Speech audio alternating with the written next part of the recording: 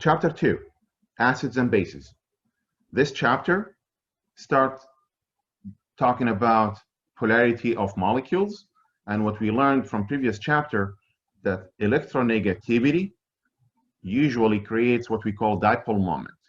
Electronegativity, which is the ability of the atom to attract shared electrons. That trend, it increases from bottom to top, left to right on the periodic table. So if I have some polarity within the bond, there is a possibility for a molecular dipole moment. And that molecular dipole moment will depend on those bond dipole moments. And usually the molecular dipole moment, if it ends up having an overall or sum that goes toward one side of the molecule, then that molecule will be a polar molecule. So in the case of the chloromethane, for example, in the case of the chloroform, you will see here that there is no cancellation of those dipole moments. What do I mean by cancellation? Look at this structure, for example. You have a bromine going this way and you have a bromine going the other way. Let's assume this bromine is on the other side. Let's say it's a trans. Then you're going to have a dipole moment that's actually being canceled by another. And if you have a zero overall dipole moment, then the molecule will be a nonpolar molecule. Now, this polarity factor also affects what we call intermolecular forces. Intermolecular forces what basically contribute to the physical properties, such as melting point, boiling point, solubility of compounds. These factors are very important when it comes to organic chemistry. We may rely on some melting point to tell how pure the compound is. We may rely on solubility of a compound in a solvent to run a certain reaction. So we have to make sure that we are able to predict these physical properties. So those intermolecular forces, the ones that we care about the most in organic chemistry, dipole-dipole forces, they basically happen between polar molecules. London dispersion forces, they happen between non-polar molecules. And those can also exist between elements. So if you have a sodium element with a lithium element, there's an expectation that there will be a dispersion forces between the two. These are also considered non-polar compounds or non-polar moieties. The third will be the hydrogen bonding. Hydrogen bonding, that's probably the most challenging one among the three that you need to be able to recognize in a compound. And let me pull up an example. This example right here. So hydrogen bonds, it happens between two molecules, not necessarily the same, but one molecule will have a hydrogen that is attached on oxygen, nitrogen, or fluorine, and another molecule that does have oxygen, nitrogen, or fluorine. Let me repeat. Hydrogen bonds usually formulates between two compounds. One compound has a hydrogen attached on oxygen, nitrogen, or fluorine, and another compound that has oxygen, nitrogen, or fluorine. And those two compounds, they don't have to have the same atom. I could have basically a water molecule bonded to, as I see here, an amine, or ammonia bonded to acetone. So regardless what we have in regard to those compounds, we don't have to have the same exact compound bonded to another of the same in order for us to label that bonding hydrogen bonds. Keep in mind, whether we're saying hydrogen bonds, dipole-dipole, or London dispersion forces, these are intermolecular forces that are weaker than intramolecular forces. What's examples of intramolecular forces? What we learned in previous lecture. Ionic bond, polar covalent bond, non-polar covalent bond. So somebody might say, okay, are you telling me that the non-polar covalent is stronger than hydrogen bond? Yes, that is true. Why? Because those intramolecular forces are holding atoms together within a compound, while intermolecular forces, these are forces that are holding molecules together. And these molecules, the moment we go from a solid phase to a liquid phase or to a gaseous phase, these molecules will be getting farther apart from each other. Therefore, these intermolecular forces will collapse if we go from solid to gaseous phase. the trend when it comes to physical properties, usually the stronger the intermolecular force, the higher the boiling point or melting point. So you could see here, because of the fact that alcohol has the ability to form a hydrogen bond versus ether has the ability to form dipole-dipole, that dipole-dipole forces are weaker than hydrogen bonding. Therefore, the alcohol is expected to have a higher boiling point than the one that's forming a dipole-dipole, which is the ether. Here's another example. I have an alcohol, I have an amine. Both are candidates for hydrogen bonding. However, the OH bond is more polar than NH bond. And that polarity, it gives it a stronger ability, a stronger hydrogen bond to be formed with another molecule of the same. Because when you discuss boiling point, you're telling me that you're trying to have that liquid changes its state to gaseous phase. So what I'm trying to do when I boil a compound, I'm trying to get that compound get farther apart from another compound of the same. So if that attraction is hydrogen bonding stronger than another compound, hydrogen bonding, then obviously it will require higher energy. And that's why you see a higher boiling point for alcohol compared to an amine. And of course, keep in mind, when you compare compounds, you want to compare comparable ones, meaning those number of carbons that are within those compounds should be comparable. You can't compare a 5-carbon chain alcohol with 2-carbon chain amine. You can't compare a 3-carbon amine with 1-carbon alcohol. You may have at one point you may have that number of carbons actually play a role in getting that trend in physical properties switched around. So keep in mind, when you compare molecules, they should be comparable in number of carbons that they have. Okay. This chapter also discusses acids and bases.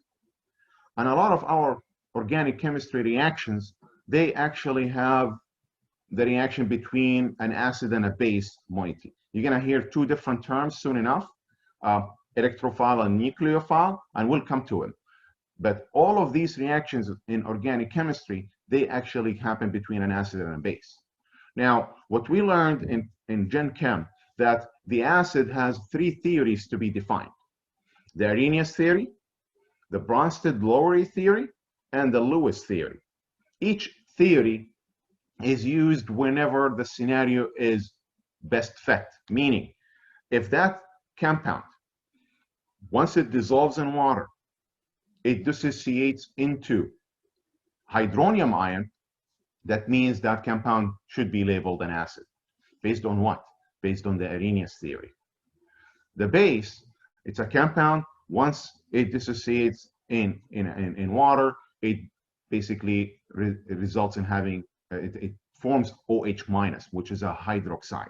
So the difference between Arrhenius acid and Arrhenius base, one gives hydroxide and one gives hydronium ion. So every single time you see that compound, once it's thrown in water, like sulfuric acid in this case, it gives basically the anion, and it gives the hydronium ion. The acetic acid in water, it gives the hydronium ion and the acetate. So based on the Arrhenius theory, I can label those compounds as acids. And here's the examples of bases. You could see here the dissociation giving me hydroxide, and the dissociation of the magnesium hydroxide gives me also hydroxide. So these are considered bases. Now, whether it's a strong base or a weak base, whether it's a weak acid or a strong acid, that's another story. That depends on the ionization. How much is really ionized in water? Is it fully ionized? That means it's a very strong acid or base. Is it partially ionized? That means it's going to be giving me partially an amount that's going to be a hydronium or a hydroxide out of that chemical formula. So I will basically label those compounds as weak acids or weak bases. That doesn't change the definition of the Arrhenius acid versus the Arrhenius base. Brønsted-Lowry acids and bases, this theory defines the acid and the base based on the hydrogen ion. Is it going to be accepted or is it going to be donated? So if you have a compound that does have the ability to donate a proton, that compound should be labeled acid. Based on what theory? Brønsted-Lowry theory. So here's an example. HCl, it has a hydrogen. If it reacts with another compound, it has the ability to donate a hydrogen. And you could see here the outcome is H2O plus NaCl. H2SO4, it donates the hydrogen to the NH3. So you end up having ammonium plus the anion of that sulfuric acid. And the same applies on the other examples. So every single time you deal with a compound that has a hydrogen in its formula, and not just that, it has the ability to donate it to the other compound that's reacting with, this compound automatically be labeled a proton donor. Therefore, it's going to be an acid based on Brønsted-Lowry theory. The base is a hydrogen acceptor or a proton acceptor. So those compounds that took the hydrogen away from the acids, these are considered basically Brønsted-Lowry bases. So you can't use Arrhenius theory here due to the fact that you don't have a hydronium ion in the outcome and you don't have a hydroxide in the outcome. You have something else is happening. What is it? The proton being transferred from one to another. The donor is the acid, the acceptor is the base, based on the Brønsted-Lowry theory. Conjugate acids and bases, every single acid-base reaction will have an acid reacting with a base, giving me a conjugate acid and a conjugate base. Why is it labeled a conjugate acid? Because you can't have two acids in the reaction. You have to have one acid and one conjugate. You have to have one base and a conjugate. Okay? You'll probably notice already that there is an equilibrium. We'll come to it in a minute. This equilibrium exists in all acid-base reactions. But if we see the arrow is favoring one side over the other, like in the first reaction, it's favoring the right-hand side. So it goes basically from left to right, much more than it's going from right to left.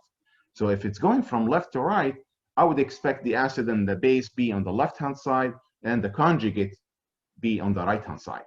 Here's another example. It's going from right to left. So yes, I see it labeled here, but if I want to label it properly, the acid and the base be in the reactant side and the conjugate will be on the product side where it's more favored to be formed. Okay? So in all cases, you're always going to have the acid producing the conjugate base and the base producing the conjugate acid. We know already that this acid is going to give up a hydrogen, and this hydrogen is going to be picked up by the base. Once it gives up the hydrogen, it's going to give you HSO4 minus, and that will be the conjugate base. Why is it labeled the base? Because it has the ability to accept a hydrogen. That's why it's labeled the base. Okay?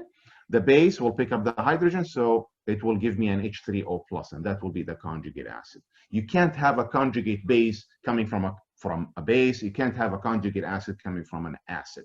This is important to keep in mind. Here's another example. You have an acid, it's going to give up a hydrogen, so you're going to get the acid, the formate, which is basically the carboxylate. That's the conjugate base of this acid. And you have the methoxide, which is the base, picking up a hydrogen, giving you an alcohol, and that will be the conjugate acid of that base. In all cases, every single acid-base reaction, we will be able to measure to predict the pKa of both sides of the equation, of both sides of that reaction where the acids are. And we'll talk about that once we remind ourselves that every single acid is going to have a Ka value. How do you calculate the Ka value? Ka value is usually calculated by having the concentration of the H3O plus times by the A minus, which is the conjugate base, divided by the concentration of the acid. Now, this equation is valid when you have a weak acid.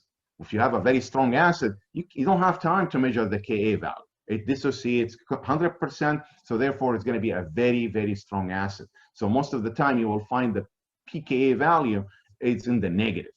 What is that supposed to mean?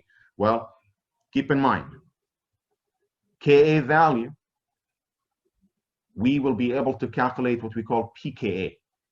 pKa is the negative log of the Ka values. We don't use Kas Ka values to predict the direction of an equilibrium in an acid-base reaction. We usually use the pKa values.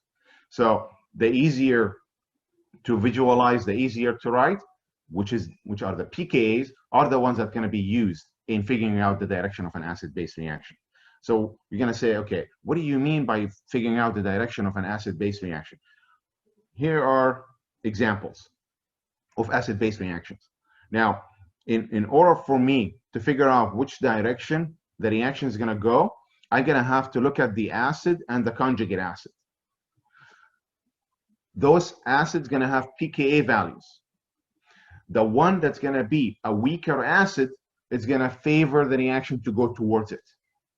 So the bottom line, when you figure out the equilibrium, which side does it favor the most, you're going to need to figure out which one is going to have the higher pKa value. Because the higher the pKa, the weaker the acid is. The higher the pKa, the weaker the acid is. This is important to keep in mind. And then the opposite is true. The lower the pKa, the more acidic the structure is. So you could see here that when you have alkane, like methane, has a pKa of 50. But when you have HCl, has a pKa of -7. So the lower the pKa, the stronger the acid is. Okay? You will be given a pKa chart in exams and quizzes when we need to, in order for you to use those pKa values. It's very important to keep in mind what we use them for.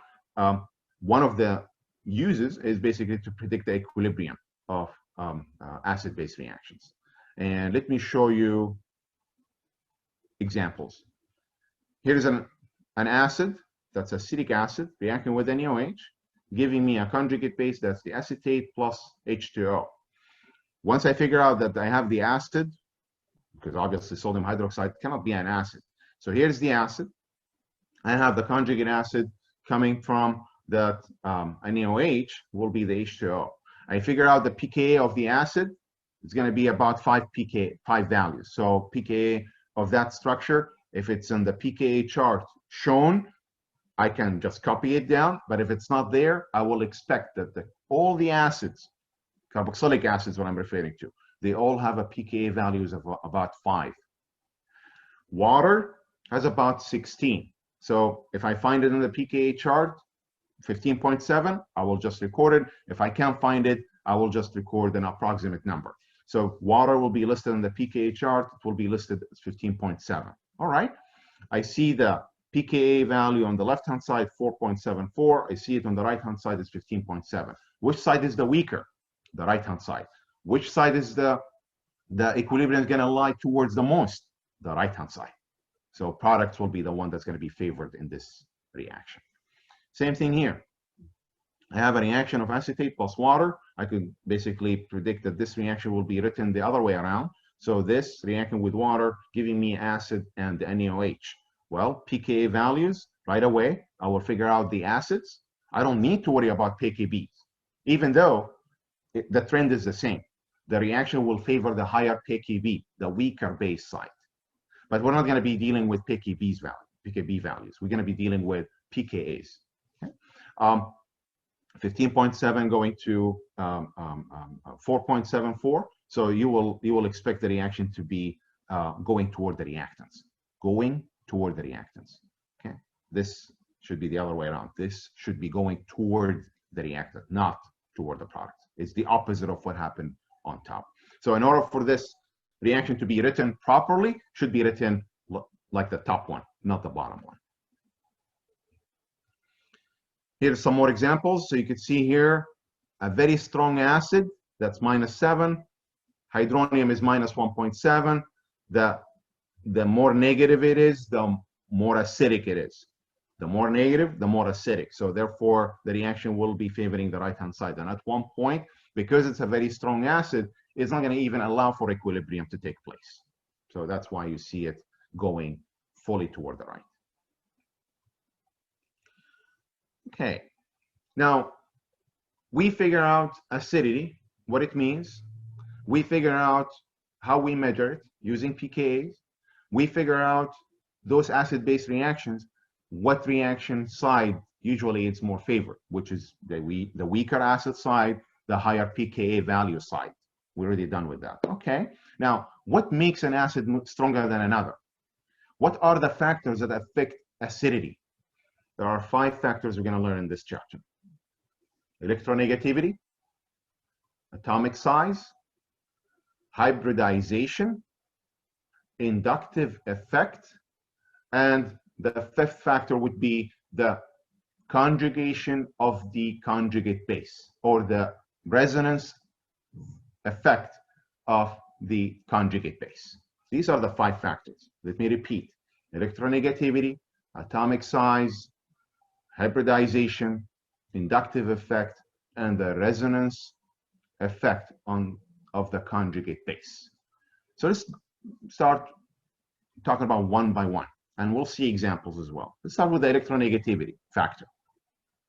Looking at the trend going from carbon to fluorine, we have the electronegativity increases from left to right. What is that supposed to mean? That means if I have a hydrogen attached, I will have the ability of those atoms to attract the shared electrons more towards them, meaning the fluorine is going to attract the electrons more towards it compared to the carbon, where the carbon is going to have those electrons that are shared with the hydrogen more towards the metal. The higher the electronegativity, the higher the ability to attract those shared electrons. Therefore, the weaker the bond with the hydrogen, the easier it's going to be abstracted by a base. So, the more electronegative the atom the hydrogen is attached to, the weaker the bond will be, the more acidic it is. Why is it the more acidic? Because the more acidic structure is the one that gives up the hydrogen the fastest. The more acidic structure usually is the one that's going to give up the hydrogen faster than another. So HF, you may gonna say, okay, well, I learned from Gen Chem that HF is a weak acid. Yes, it is. But compared to water, ammonia, and methane, it's the strongest among this group. So the reason behind it is the electronegativity factor. And as a result, the stronger the acid, the weaker its conjugate base. The weaker the acid, the stronger the conjugate base. So since here HF is the strongest, I would as an acid, I would expect the conjugate base to be the weakest. Since methane is the weakest acid, I would expect the anion be the strongest base. So that's a very important trend to keep in mind. So keep in mind the following trend: the lower the pKa, the more acidic. The higher the pKa, the less acidic. Acid will give a conjugate base. The stronger the acid, the weaker its conjugate base. The weaker the acid, the stronger the conjugate base. The stronger the acid, the weaker its conjugate base. That's how it is usually. Okay? And in regard to electronegativity, once again, the stronger the more electronegative the atom, the more acidic the hydrogen attached to it. That's how usually the trend is. Okay. The second factor, atomic size. And when we talk about atomic size, we're talking about the atom that's attached to the hydrogen. So if I have an example, HX, I have HF, HCl, HBr, HI. They all have a hydrogen attached to a halogen. What's the trend here? I see them within a group. Usually the trend within the group that's going to be affected the most is the atomic size. The trend in atomic size across a periodic table, it increases from right to left, top to bottom. Okay, so it's opposite to the electronegativity. So when I compare elements within compounds that I'm asked to find out their acidity trend, if they are within a period, most likely I will need to consider electronegativity. But if they are within a group, most likely I need to consider the atomic size. Okay. What happens when the atomic size increases? The bigger the atom, the longer the distance or the length, the bond to the hydrogen, the weaker it is. And when that bond is weaker, it's easier for the base to abstract that hydrogen. Therefore, the bigger the atomic size of the atom attached to the hydrogen, the more acidic it is. Let me repeat. Atomic size, it increases from right to left, top to bottom, across the periodic table. The bigger the atomic size, the longer the distance to the hydrogen. Therefore, the weaker the bond is. And as a result, the stronger the acid will be. So HF to HCl to HBr to HI. I is the biggest in size. Therefore, HI is the strongest acid among those groups. So you will be ranking them as HI will be the strongest, HBr will be next, HCl will be third, HF will be the weakest acid. So again, you're going to say, okay, you just said HF is the strongest acid in another example. Again, you are relative to other compounds within the group that you're comparing it to. Okay, so that doesn't change the fact that HF is a weak acid, but relative to the other compounds that you are comparing them to could be actually the strongest acid among that group. Okay, so as a summary for those two factors, we can just say the more electronegative the atom that the hydrogen is attached to, the more acidic it is. And I could also say the bigger the atomic size, the hydrogen is attached to, the more acidic it is. That's how it is. And you could see here, HI has a pK of about -10. It's so fast when it dissociates down to hydrogen ion plus I minus. So hydroiodic acid is a very, very strong acid. In fact, even HCl is a very corrosive acid. So we have to be very careful when we handle those in our organic lab. Okay, the third factor, inductive effect. What is that supposed to mean? What it means, there is a group in the compound that pulls some electron density towards it, away from the hydrogen bonded to the atom. So if I have, in this example, I have carboxylic acids. They all have the same hydrogen that's going to be donated if it's thrown in a reaction. So we can't just compare those oxygens because they all have the same atomic size, same electronegativity. But what are they different in? They are different with the environment around that hydrogen. So this has a bunch of carbons. This has a bunch of carbons with a halogen attached. And this halogen being on the terminal versus then getting closer and closer. So when you have an electronegative atom, such as chlorine in this case, exists in a compound, has the ability to attract shared electrons between the O and the H, and that will weaken the bond between oxygen and hydrogen, making it easier for the base to abstract the hydrogen. So let me repeat. The presence of an electronegative atom, such as chlorine in this case, and most of the time you would see halogen attached, that will affect acidity using inductive effect factor.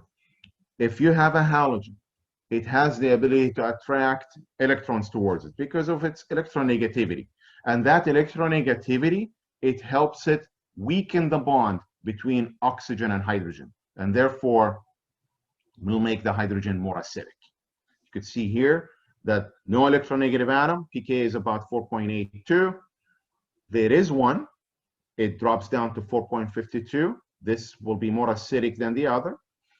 This electronegative atom gets closer in proximity, drops to 4.05. When it's in the closest carbon to that acid moiety, it drops to 2.86. There is a trend. Every single 0.1 difference in pKa values will be a 10 times stronger acid. So if I have 2.86 compared to a 2.96, the 2.86 will be 10 times stronger acid than the 2.96. Every single 0.1 difference will make it 10 times stronger acid. So look at the huge difference between the plain carboxylic acid and the one that has a chloro on it. Look at this. More examples. So if I have an iodo versus bromo versus chloro versus fluoro, all of them are electronegative atoms. But the more electronegative the atom, the stronger the pulling of the electrons of those OH bond electrons. Therefore, more acidic. Once again, the stronger the electronegative atom, the stronger the pulling of the electrons, the stronger the inductive effect. So the more acidic that hydrogen will be. So looking at this, 3.2 all the way to 2.7. Okay, the other example, I have acetic acid, chloro, dichloro, trichloro. The more electronegative atoms there are, the stronger the pulling of the electrons, the stronger the inductive effect. Therefore, more acidic. Plain, which is acetic acid, 4.76. Putting 3 chloro atoms on there, it makes it 0.6. So that's a huge increase in terms of acidity because it's giving me a lower pKa. So that's the inductive effect. And once again, don't mix up between electronegativity and inductive effect. Electronegativity, when you deal with atoms that the hydrogen is attached directly to them, and those atoms are within the same period, then electronegativity factor will be used. But inductive effect is being used here because all of the hydrogens that we are comparing together in those compounds, they all attach to the same atom, which is oxygen. But something else is affecting the acidity, which is the presence of an electronegative atom on the molecule. That's what it is. Okay, hybridization. What is hybridization? Hybridization, we talked about it in the previous chapter. It's those central atoms, they tend to go through a hybridization of those orbitals in the outer shell to help them make stronger bonds. So this hybridization, it also affects acidity if these atoms attach to hydrogen. So here's an example. I have an sp3 nitrogen versus an sp2 nitrogen. Look at the difference in pKa. I have a 10.6 versus 6. Why? What is really affecting the pKa value here? Well, if we put it together, we could look at this slide where I have an alkane compared to an alkene compared to an alkyne H. What's the difference in terms of hybridization of those carbons? I have an sp3 versus sp2 versus sp for the alkyne carbon. What's the difference in terms of those hybridization? There is 25% S character in the sp3 carbon, there is 33% S character in the sp2, and there is 50% S character in the sp. What's been found, the more S character the carbon does have, or an atom does have, the closer the shared electrons to its nucleus. And the closer those shared electrons to its nucleus, the weaker the bond will be with the hydrogen, the more acidic it is. Let me repeat. The more S character an atom does have that's attached to a hydrogen, the closer those shared electrons to its nucleus. Therefore, easier for the base to abstract those hydrogens because they are more acidic. And that justifies the pKa value. Goes from 50 all the way to 25. All the way to 25. So there is a huge gap between the sp3 carbon hydrogen and the sp carbon hydrogen. Sp has 50% S character, makes that carbon keep those shared electrons closest to its nucleus compared to the sp3 carbon. Okay, the fifth factor, which is the effect of resonance on pKa. If I look at the first example, I have an alcohol. Once it gives me a conjugate base, that conjugate base has a single structure, no resonance form. While acetic acid, it gives me the conjugate base that's a carboxylate, it does have a resonance. So the delocalization of the lone pair on one of the oxygen, basically, that will basically help forming the second resonance form. What we learned in Gen Chem, the more resonance form the structure does have, the more stable it is. Okay, well, we could add to this here that the more resonance form the conjugate base does have, the more stable, the weaker it is. Why it's weaker? Because the negative charge is not available. It's busy going through the delocalization. So when you have a weaker base, isn't it, we're going to have a stronger conjugate acid? Since with trend, strong acid gives me a weak conjugate base, weak acid gives me a strong conjugate base. So what, the two trends are valid to be safe. The strong acid will give me a weak conjugate base. The weak acid gives me a strong conjugate base. In this case, the conjugate base that does have more resonance forms, it's more stable. And the more stable the conjugate, the weaker it is as a base. Therefore, its conjugate acid will be a stronger acid. And here we could see that the acid that's coming from a conjugate base that has more resonance forms, it's a stronger acid compared to a structure that has only one resonance of its conjugate base. And again, when I say resonance, I have to consider the conjugate base, not the acid. The acid itself, it doesn't have a resonance. I need to draw the resonance, draw the conjugate base and come up with the resonance form if there is for the conjugate base. So it's important to keep in mind, once again, the effect of resonance usually comes from the conjugate base. The more resonance forms the conjugate base does have, the more stable it is, the weaker it is. And the weaker the conjugate base, the stronger the conjugate acid is.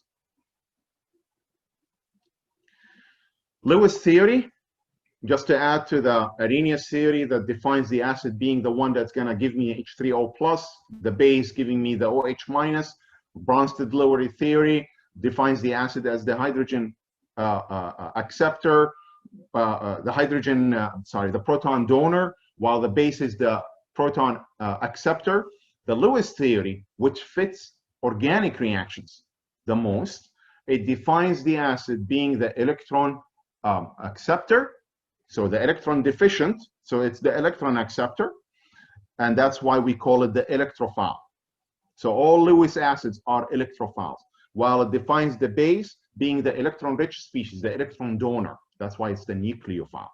So when I hear the term electrophile, I know right away it's the electron deficient one is the acid. Based on what theory? Lewis theory. And when I hear the term nucleophiles, I know right away it's the electron-rich species. It's the base based on Lewis theory. So here are some examples where we could actually use Lewis theory to label the acid versus the base. So the first, I have an ammonia that has a lone pair available to basically donate to the BF3. So I know the BF3 is an electrophile in this case because it's an electron acceptor. The ammonia is an electron donor, so that's why it's a nucleophile. You could see the example here as well, even though it's an acid-base reaction that I could use other theories, but in organic chemistry, we usually tend to use the Lewis theory to be able to label the compound that's acid and an electrophile and the base as a nucleophile, as you see it labeled right here. So this is the base, so that's why it's a nucleophile, and this is the acid, that's why it's the electrophile. It will still give me a conjugate acid and a conjugate base. That doesn't change the fact that it does give me conjugates.